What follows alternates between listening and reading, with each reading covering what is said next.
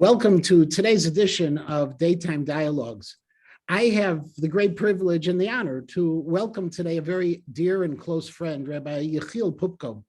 Rabbi Poupko, many of us in Chicago know very, very well because he's so much a part of our community, and he serves in such a critical role as the rabbinic scholar of the Jewish Federation of Metropolitan Chicago. In that role, not only does he help educate Jewish lay leadership about core Jewish values, but he also is responsible for the community's interfaith relations with local, national, and international Protestants, evangelicals, and Catholic seminaries, churches, and on and on. And Rabbi Poupko is also an author. He writes a regular article for the JUF paper, but also he wrote a sefer called Chana, Life in Prayer, the first full-length treatment of Chana in the Bible and its reception in both Chazal, rabbinic literature and liturgy, and most recently, and really fascinating, he also wrote a book of poetry, which is called What is Lost. Both are available, by the way, on Amazon. I've read both of them, and they're just wonderful works and something you don't always expect from your typical Orthodox rabbi. But Rabbi Poupko is anything but the typical Orthodox rabbi. He brings a wealth of experiences. So thank you, Rabbi Poupko, for joining me today. It's great to be here. So, Rabbi, I'm going to go back a little bit before we get to the present day. I want to go back because I know some of your history. As a young boy, you learned in Telz Yeshiva in Cleveland. You were a Talmud of Rav Soloveitchik at Yeshiva University. Your family is a very, very prominent rabbinic family. Your father was a Rav for many, many years in Pittsburgh. Your grandfather was a Rav. Your great-grandfather, you come from a great Hasidic dynasty. And you also knew the great rabbinic leadership of the 20th century, Rav Moshe, Rav Aaron Kotler, and others. Growing up in that kind of environment, what was it like? You know, we don't have that nowadays. You were fully steeped in turning one way or the other, and there's one gadol or the next right next to you. So I have some very vivid memories. I remember on the Friday before my bar mitzvah, which took place in 1959, that sitting at the dining room table in our home in Pittsburgh was the Telzer Rosh Yeshiva Rebbe Gifter, and my uncle, who was married to my father's twin sister. And my mother served a babka, not one of these commercial babkas, but an authentic East European Jewish babka. And the two of them got into a major dispute as to what bracha you make on a babka. It is a very serious question as to whether a babka is mizonot, cake with sugar and eggs and the like, or given the sheer amount of flour and the small amount of other ingredients, I forget exactly which, does it have a din, a status of lechem, of bread? And Rabbi Savitsky was a world-renowned bookie, and he marshaled a series of mikorot, what he would have called mikeres, that thoroughly exasperated Rebbe Gifter. And in the end, my grandmother, who was a very learned woman, looked at the two of them and said, if we listened to you, Talmidei Chachamim, we would never eat. She went and brought a roll, put it on the table, said, wash, make hamoitzi, and we'll eat the babka. And neither one of them tried to defy her. No, I remember stories. Rabbi Schwartz Zatzal used to tell stories about his mother-in-law, your grandmother, that her knowledge of Yoredea was exceptional, that even at yeshiva, at YU, she would really check the boys' knowledge in Yoredea. Absolutely. When I was learning Yoredea, my Bubba showed me how to be boidik the yunis on a reya, how to examine for kashrut, that there be no lesions, the 5 lobes of the lung of a steer. Where did she learn? Now, my grandmother was one of 4 daughters of Rabbi Yaakov Moshe Sapir, who in 1918 in the Russian Civil War in Saratov, after his library was put out in the street and burned, made aliyah and became Rav Rashi of Petach Tikva. He had 4 daughters. One daughter married Reb Avram Trupp, the Rosh Hashiva in Radin. One daughter married my grandfather, Reb Eliezer Poupko. One daughter married Reb Yosef Siegel, who was the first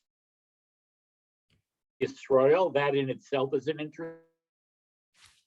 Daughter married the Chofetz Chaim's nephew, Reb Yeshua Levinson, and she and her husband and 5 children were murdered in July of 41 by the Germans and the Lithuanians. Actually, just a few months ago, a nephew found an archive in which we have the only extant picture of them. But all of these 4 daughters were taught by their father, Rabbi Yaakov Moshe Sapir, and they grew up like an elite group of Litvak women who could hold their own in a Blat Gemara. And if I remember, the Chofetz Chaim was also married to a Poupko, or somehow the Poupko and the Chofetz Chaim were connected? His maiden name was Poupko. I'm sorry, you froze for a moment. Whose maiden name was Poupko? The Chofetz Chaim's mother's maiden name was Poupko. And his father's name was Kagan because he was a Kayan. And when you crossed from Poland into Russia, all the H's, Cohen become G's because Cyrillic has no H. So Cohen becomes Kagan. But he was orphaned at an early age, so he kept his mother's surname, as did his children. And the entire family comes from Lide, a very famous town where the family actually had a monopoly on the beer manufacturing. And in the summer of 41, about 800 members of our family, all named Poupko, were murdered by the Germans and the Lithuanians. And the Chofetz Chaim's mother was a cousin to my grandfather's father. And if I'm going to jump now, because by the way, I've been with you many times, and just to get the history is so fascinating, but to jump to modern times, because your role in the Jewish community often is very much behind the scenes, but very, very critical, especially the interfaith work, where you really advocate on behalf of Israel and the Jewish community with the non-Jewish world. You've met popes, you've been friends with cardinals, you are looked to by many in the Christian seminary world as an expert. They're Jewish expert as well. How did you get into that? How did you get started? I actually got started in a very easy way because I started my career as a Hillel rabbi. And when you sit on a university campus, you have to deal with a campus ministry. You have to meet with them on a regular basis. You need their support for certain benefits for the Hillel Foundation and for Jewish students. And then when I came to Chicago, I was invited when Cardinal Bernardine came to town more than 40 years ago. I was invited by the Board of Rabbis because they wanted a young rabbi there to sit in the room with him. And it was actually a very interesting meeting. This is nearly 40 years ago. At that time, I was the only youngster in the room. All the other rabbis were well on into their 60s and 70s. We welcomed Cardinal Bernardine, and everyone went around and said hello in ironic, warm terms. I did not do that. I said, welcome to Chicago. I wish you all the success in the world, but it is important for you to know, Your Eminence, that I reject what is most sacred to you and am prepared to die for it. At which point the older rabbis in the room got all flustered and said to the cardinal, don't listen to him. And Bernardine was a very wise fellow. He said, let the young rabbi continue. I think I know where he's headed. I said, Your Eminence, you too reject what is most sacred to me, and you're prepared to die for it. He said, yes, that's correct. I said, but we both believe that God created all of humanity in God's image, and we should meet together in our common shared civic space to stand for the image of God in which every human being is created. He looked at me and said, that's exactly my idea of interfaith relations. In other words, good interfaith relations is grounded in knowing our differences, not in trying to mask the differences and say we sort of all believe everything like National Brotherhood Week. And in that role, it expanded from Cardinal Bernardine to the heads of the other churches. Yes, that's correct. And I never forgot a very great piece of advice that the Rav, Rabbi Soloveitchik of blessed memory, gave us. 1973 was a very difficult year for Christian evangelization on campus. And the late Dr. Norman Frimmer, who was head of Hillel and with close ties to the Hebrew Theological College here in Skokie, we went with a few others to see the Rav. And Rabbi Soloveitchik said to us something astonishing. If you ever meet a Christian who does not believe you need Jesus, do not trust him, because if he doesn't respect your faith, his faith, he won't respect your faith. And I have found over the years that the more traditional a Christian is, the more orthodox a Christian, all the more likely it is that he or she understands the Jewish people in Judaism and is a supporter and ally of Israel. And in that area of being a supporter of Israel, we hear all different kinds of debates, how challenged we are in the non-Jewish world. Is the Christian world supportive? Are there big challenges that we face? We in the American Jewish community are just 1.6% of the American population. We're 15.3 million worldwide, which means we're 0.07% of the 2.2 billion Christian world. We are ma'at mikol ha'amim. And though Rabbi Soloveitchik has not talked much about this since the mid-60s, he said certain great truths back then, which inform us to this very day. He said, we are the community of the few. And when we talk with Christians, they are the community of the many. And therefore, we have to be careful that we are not intimidated. And we also have to impress upon the community of the many that we really are a very small minority. And when we look at the Christian world in the United States, we can see three basic groups. The Roman Catholic Church is our best friend in the Christian world. Now, I want to be very careful with the next statement. The mainline Protestant denominations in their national leadership are not our friends when it comes to Israel. On the other hand, locally here in Chicago, they are. And then in the evangelical world, we have about 60 million white adult evangelicals. 10% are far left, like the mainline Protestant leadership. 10% believe that we have returned to Eretz Yisrael to herald the second coming sometime later this afternoon. And we do not see ourselves as actors in a Christian drama.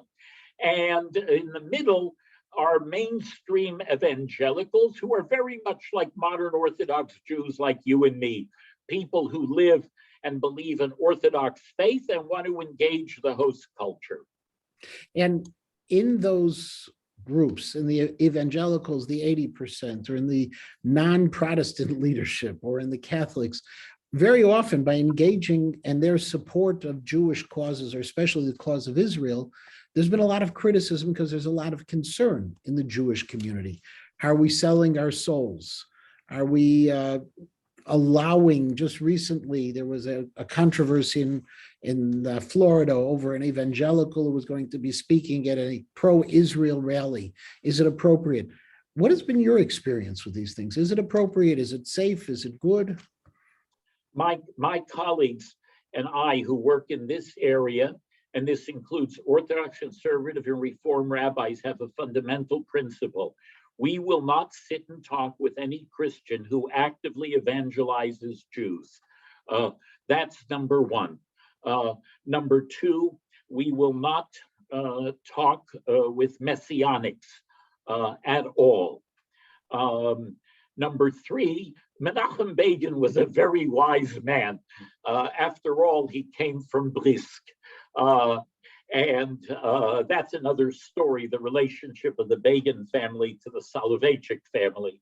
But Menachem Begin met with Jerry Falwell back in the late 1970s. And a reporter asked Menachem Begin, how can you meet with him? You know what his theology is. He believes in the second coming and what all that means to you, the Jewish people in Israel. And Menachem Begin said, he can have his theology, I'll take his help. Now, one time when Salai Meridor was ambassador of Israel to the United States, he called me and asked a very difficult question. He said, you know, there are some very powerful and good and influential Messianic Jews, including someone named Jay Sekulow, a man who appears on CNN. He was one of Trump's attorneys. Sekulow is the anglicized form of Sokolov, which means he comes from an old Chassidish town. And Jay Sekulow is a Jew who converted to Christianity and who is a Messianic Jew. And Salai Meridor called me up and said, we need him for something. Can we work with him? And so I said to Salai, we in the American Jewish community, we define ourselves as a community of faith. We cannot have anything to do with him. On the other hand, the state of Israel has critical needs as a state to achieve with the American government, and I think you should then use him. So that's a distinction we try to maintain. And it works? It works. It does work, but the American Jewish leadership will make no common cause with Messianic Jews. Indeed, to be quite candid, one of the most important evangelical seminaries in the United States, if not the world, is Moody Bible Institute here in Chicago. We will have nothing to do with them because they train people to evangelize Jews. And as my friend Mark Galley, the immediate past editor of Christianity Today, the evangelical leadership magazine, wrote in his closing editorial, we tormented the Jews for 2,000 years. Why don't we wait another 2,000 before we try to evangelize them? So on this topic, and just to move over to another realm of the conversation, you've been writing poetry, and you published the book What Is Lost, and some of that poetry appeared in the Christian Century, which seems, again, let's go with the list of things which seem unusual. An Orthodox rabbi writing poetry is not unheard of. There were great poets who wrote tefillot, but an Orthodox rabbi writing poetry that appears in Christian publications, I think, is something brand new. And first of all, what prompted you to write poetry? And secondly, how does it work together with the Christian institutions and leadership? How did that all come about? Well, you're an educator, Rabbi Matanki, so you know that the era when I went to elementary school and high school, when you had to memorize poetry and write poetry, is over. Nobody does that anymore. And my mother, Alea Shalom, loved the poetry of Tanakh. And not only did she learn Tanakh with us, but she taught us to recite the poetry of Tanakh. For her, Haftarah was one of the most beautiful works of poetry in public literature. In fact, in the Orthodox community, let me just use Rosh Hashanah as an example. We do not pay enough attention to the fact, let's say on Rosh Hashanah, that Zichronot is one of the world's greatest works of poetry. Tefillah written by Chazal is Jewish belles lettres. I don't know, and so I started loving poetry because of my mother, and I discovered John Donne in college, who is an amazing poet. And I don't know how I started writing poetry. Yeah, I just started writing one day. Now, how did I come to Christian Century? It is the leadership magazine of mainline Protestantism. And about 25 years ago, I wanted to develop a relationship with them because of some concerns about their editorials on Israel. And I became friends with their editor, David Heim. And one day we're sitting together and he introduces me to his poetry editor, Jill Baumgartner. And I said to her, I write a little poetry. She said, show it to me. And I did. And so she asked me for more poems. So that's how I ended up publishing there. I'm a child of the 60s. In the 60s and 70s, you're too young, Rabbi Matanki, to remember this, there were many Jewish outlets for Jewish poetry. There aren't anymore. And so this funny thing happened. And it's fascinating the kinds of poems that of mine that they published. Some of them raise serious challenges to Christianity. Do you have any handy? Is there one you could share? Funny you should ask. How do you like that? Can you hold up the book so people can see it, Rabbi? Does that do it? That does it. And the lights turned back on also. Good. Yes. So I have two poems here. I'll read them both, if you don't mind. The title of the first poem is We Remember. Their names, we remember their names, ever upon our lips, at home on our tongues. Himmler, Heydrich, Hitler, all so familiar. We remember Goering, Goebbels, Mengele, and Eichmann. For the rest, see under German in most any book, newspaper, or magazine. But who knows and remembers? Wasserman of Baranovich, Ziemba of Warsaw, Shapiro of Piazetzna, rabbis all, pious to ash.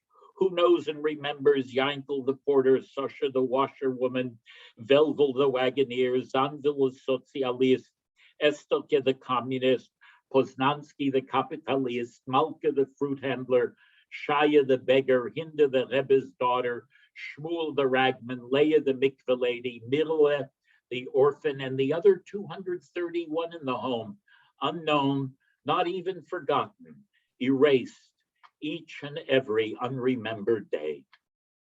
And this was published in Christian Century? Yes. And what was the reaction? And we'll get to the next one. What was the reaction when that came out? Actually, I get, the truth of the matter is I'm one of the few Jews that subscribes to Christian Century, but I get a lot of wonderful reactions. I really do. The following poem will surprise you that it was published in Christian Century. And in fact, it has made its way into a few liturgical settings in Christian churches. The title of the poem is Beginning with the Crucifixion. And we thought, all right, he's only one Jew. Let them have their just one Jew. Appetite satisfied with just one Jew. And that'll be it, just one Jew, and we'll be saved.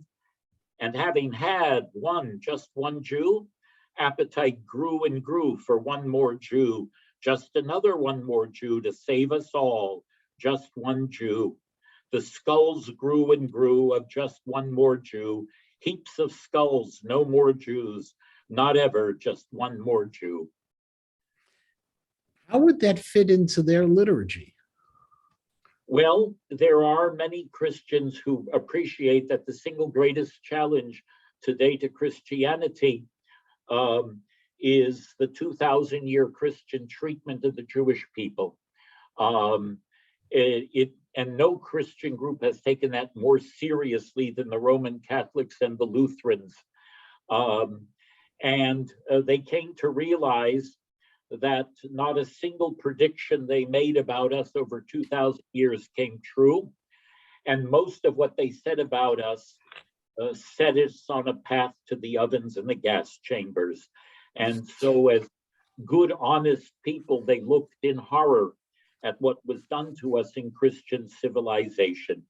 The central theme of that poem is really very simple. For 2,000 years, until 1963, We were guilty of the greatest crime, deicide, the killing of a god. And if you go over to the Chicago Art Institute, you will see there a new trend that began in the late 19th century, Chagall's The White Crucifixion, which portrays a crucified Jew. In other words, we were the ones, so to speak, who have been crucified 6 million times over. Elie Wiesel was once speaking to a group of Catholic priests and nuns in the 1960s, mind you. This is less than 30 years after the destruction of European Jewry, and someone raised their hand and said, well, how long will you continue to go on talking about the Holocaust? And Elie Wiesel looked at this person, this clergyman, and said, you want us to forget the death of 6 million Jews who were killed 25 years ago, and you won't let us forget the death of one Jew who died 2,000 years ago. So that since Chagall's The White Crucifixion, in Jewish literature and art, there's been a reversal. In other words, we have been the crucified people. Fascinating. And can I, in the last few minutes that we have together, I just want to shift back to your primary role as the rabbinic scholar at Federation. Our Federation is a very special federation. It's known as one of the strongest and best in the world. And your role is critical because I've sat on committees where you're the voice of the Jewish ethic and the Jewish moral. Working with lay leadership over the last decades in the Federation world, have you seen changes, shifts, a different understanding of their role as Jews in the world? Absolutely. And I'll respond with a story. 20 years ago, this past year for Parshat Nitzavim, Rabbi Gedalia Schwartz of blessed memory was speaking at Or Torah for JUF Shabbat. It happened to be 5 days after the Tuesday of 9/11. And he said, Atem nitzavim ayon kulchem, roshechem, shivteichem, etc. And Rabbi Schwartz said, first of all, Atem nitzavim, thank God we're all still standing. And the second thing he said was, all of you are standing here. The Jewish Federation is the one place in the community where all Jews stand together. And that notion is expressive of what Rabbi Soloveitchik said, that while we may differ in our practice, the Brit made at Sinai with the giving of the Torah, we don't differ with the Brit made with Avraham and Sarah, with Abraham and Sarah. We are all their children. And what has happened over the past 4 decades, as we came out of the generation of the 30s, 40s, and 50s, when Jews sought to become more American, in the wake of the Six-Day War, we've entered a golden age of American Jewry in which Jews who became Americans strive ever more to be Jewish. And that is exemplified by something utterly remarkable. And this is the real test. Unconditional Ahavat Yisrael, unconditional love of the Jewish people. And that's what you see throughout the lay leadership and the staff of the Jewish Federation. Do we all have a variety of different practices and beliefs? Yes. But what we all share in common is unconditional love of the Jewish people. And that love of the Jewish people translates into not only supporting, but also learning about being Jewish. Is it something, do you still give classes? Do you still orient people towards the love of the Jewish people invariably leads to greater levels of learning and greater levels of practice. And that, by the way, was always the philosophy of Chabad and the Lubavitcher Rebbe, Zichrono Livracha. In other words, no one is perfect, and something is always better than nothing, and all of us are on a path to improvement, including you and me, so that invariably, the greater the love of the Jewish people is developed, the greater the knowledge acquired, the greater the practice. Rabbi Poupko, believe it or not, our time is up. I want to thank you again for that time. Remind everyone, the book is called What is Lost? It is a small book, has some beautiful poems in it. It is a labor of love that Rabbi Poupko has done in addition to his great scholarship in so many different areas. We didn't even get to the medrash that he loves so much and that he reminds me all the time I should use more. But with our time up, thank you for your time and for all that you do. Have a Thank you for day. having me. This was wonderful. My pleasure. Bye-bye. Will do.